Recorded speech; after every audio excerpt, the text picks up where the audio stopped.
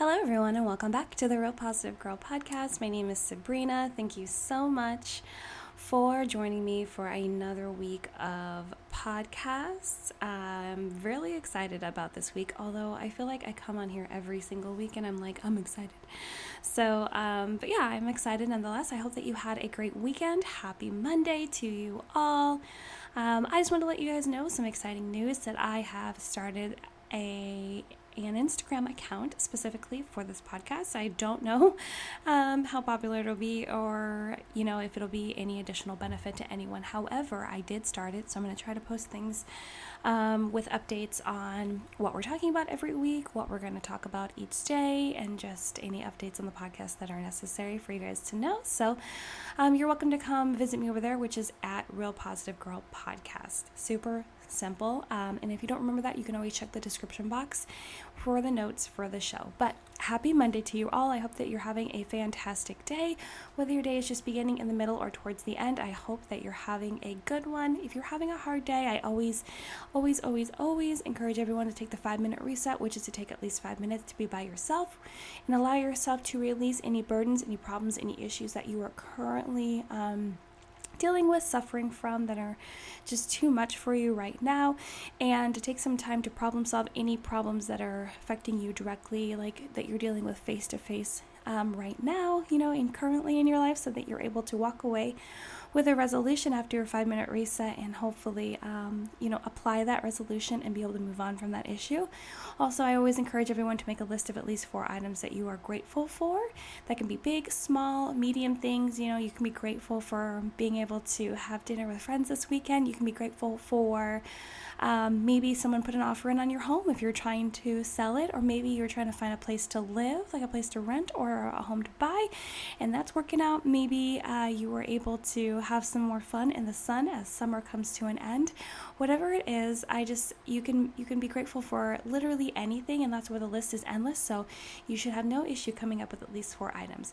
And last but not least, before you leave your 5-minute reset, please make sure that you are feeling at least neutral, if not positive, about the rest of your day, because doing your creating your gratitude list of at least 4 items will allow you to shift your mindset and change your perspective and realize that despite what you're going through, and remember, I'm not here to diminish your feelings, but despite what you're going through, you can still have amazing things to look forward to be grateful for, to be happy about, and you don't have to hyper focus on the negative. You can shift over to the positive to help you get through this rough time. However, I do hope that you're having a great, fantastic day. This week on the podcast, we are going to talk about imposter syndrome. And maybe you know what that is, or maybe you don't. But if you don't, the positive thing about that is you're going to find out this week. And if you do, well, then you might find out more information that you didn't know. So today, Monday, we're going to talk about what is imposter syndrome. Generally, I always start the week with talking about what the topic means and then moving on from there. So let's just go ahead and jump right in. I decided to talk about imposter syndrome this week because it seems to me that many people suffer from this, and it prevents so many people from taking chances on their, dreams and desires, as well as feeling confident in the things they know and are passionate about. I feel like it's debilitating for so many people, especially if you already have experience in the thing or you don't have experience in it. It still, instills this fear in you because you believe that you're a phony. So in a quick nutshell, imposter syndrome is when someone doubts their abilities, knowledge, accomplishments, and talents, and continues to have the fear of being exposed as a fraud or fake or a phony. Those are all the same thing. This is also despite what praises and other positive words that come from other people. So even if people are out there hyping you up and telling you that you're doing so great and that you just continue to have success through and through, things get better and better, you still have this fear that people might find you out as a phony, might believe that you're faking it, might believe that, you're going to be exposed as this person that actually doesn't know all this knowledge, when you actually do, and you actually are doing well, and that is a part of that is much to your ability and your knowledge and the work that you're doing, but you will attribute it to other people. We're going to get more into that in a second. So Imposter syndrome can affect anyone despite their level of success. However, it appears to afflict many people that are on the road to success. People that are professionals and their work, or people in school, trying to get higher degrees, this, that, and the other. It also has been linked to those suffering from perfectionism. I know that firsthand. And how you feel about your position in a social group or setting. So let's say you're in some sort of high society, hoity-toity kind of group, or I would say in any social setting, honestly, if you're with a group of friends and you just feel detached, or you feel like you don't belong there, you haven't earned the right to be a part of that group, that social setting, or maybe you're invited to super special events and you're like, I don't understand why I'm here, why I was invited, why wasn't someone else invited instead of me, that kind of thing. So it's linked to all of those things. And with imposter syndrome comes feelings of inadequacy and severe self-doubt that contributes to the fraud feelings, because you doubt who you are, what you're all about, what you actually know, and that you actually are deserving of doing that thing, being a part of that group, getting those accolades, getting those affirmations from people that are telling you that you're bomb and you're just doing good, and you just believe that you're inadequate and you do not deserve those things. And not surprisingly, this affects women more than it does men, but still can affect everyone. Initially, the report or the study that came out, the research that came out talking about it was attributing imposter syndrome to women in the professional workforce, and but then as time has gone on and more research is done, it has been attributed to men as well, because gender roles have switched, and everyone's kind of fighting against each other, I personally feel. So it can definitely apply to everyone, no matter what your gender is. It's interesting that despite the amount of education and professional accomplishments someone can have, imposter syndrome can still sneak up and try to take someone down. Like, it doesn't matter. You could be a doctorate and have your own practice and have so many clients, be professional, be making all of this money, but they can still sneak up and cause you trouble. And you can believe that you aren't smart, don't know what you're talking about, like you feel like you don't belong, only got to where you are by luck, and have been able to fool everyone into thinking otherwise. So you don't attribute any of the success that you have in your life to anything that you've done. It's more of like, it's just I got lucky, or all of these people helped me, or I was just born into the right family, or was there at the right time, or whatever. You're pushing back anything connected to who you are, what you've done, how hard you've worked, how smart you are, how capable you are. You're pushing all that away and not accepting any of it, and believing that it's just for some reason you don't believe that you contributed at all whatsoever, and then people are going to find out that you're a fake, you're a phony, you don't actually know what you're talking about, it's all been a facade. And that can be super terrifying and cause extreme anxiety and stress. So it's not a fun place to live at all whatsoever. Some common symptoms of imposter syndrome is high anxiety, doubting achievements, low self-esteem, and some frustration. Because obviously you're frustrated because people are telling you these things, and you're frustrated that you haven't figured out the perfect formula for how to feel like you actually deserve any of these things, and frustrated that people continue to pump you up, but there is no end for that. There is no fix for how you are feeling. You might also have thoughts like, I'm so fake, I don't deserve this job opportunity, amount of money, whatever it may be. You just don't feel deserving, and you feel like you're just pretending, when it's such an, I feel like it's kind of like a paradox, because it's like, all the time that you've spent working and learning and figuring things out, and yet you were like, no, but it's not enough, because I believe that there's a lot of comparison built in there, because you're like, well, this person has done more than me. I don't understand why they aren't there is no light shining upon them, yet it's shining upon me. It's just everyone's different.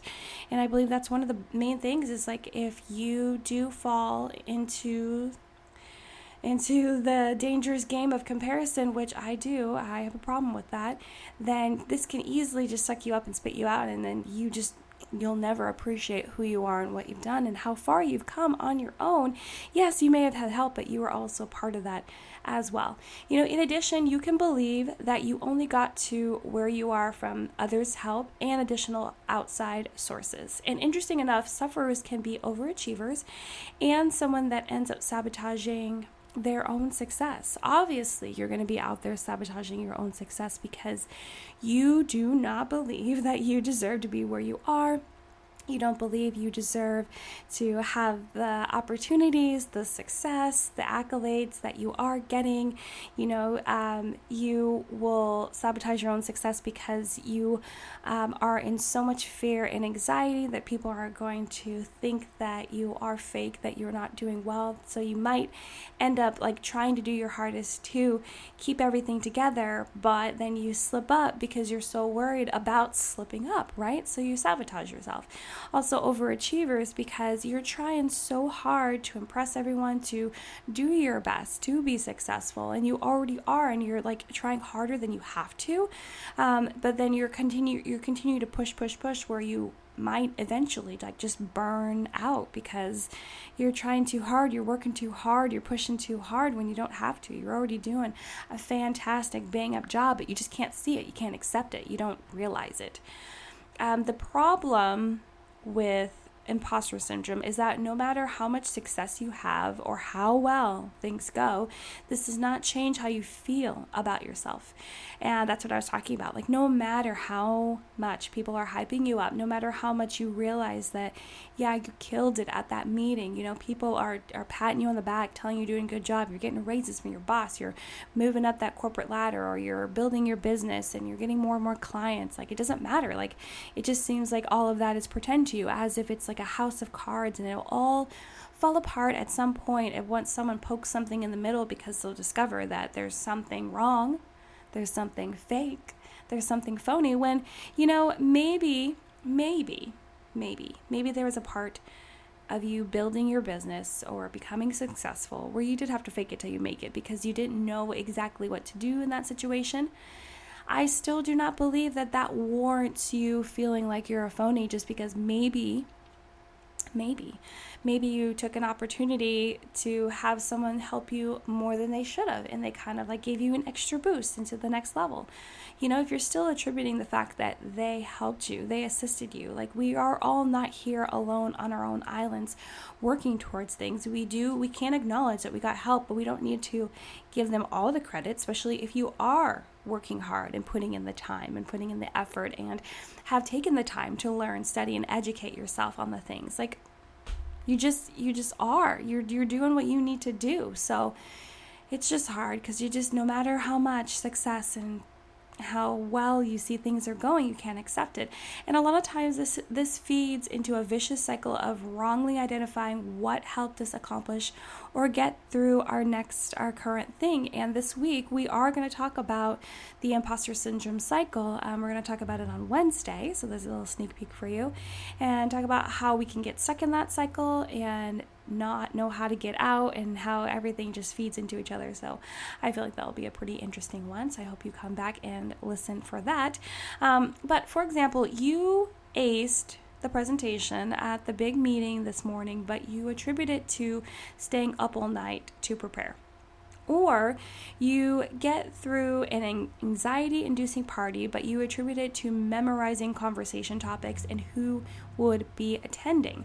So, both of those things are conquering things on totally different levels. One's professional, one's personal, or the party one could be professional as well. Let's say you go to a really big party with a lot of affluent people where you can network and you just spend so much time. It kind of reminds me of the movie The Devil Wears Prada, where she has her assistant come to the big party and they have to beforehand memorize all the people and what they do and their likes and dislikes and all that stuff, and they're feeding that information to the boss, and it immediately reminded me of that. But I know that this is a real thing, because for me there's been many times where I would go to a party But beforehand, I would try to memorize topics to talk about, what kind of study online, like if I could find information online about people and how to talk to them and impress them, because I just didn't want to be caught in not knowing what to say, how to respond, how to speak, I didn't want to end up being boring or that person that they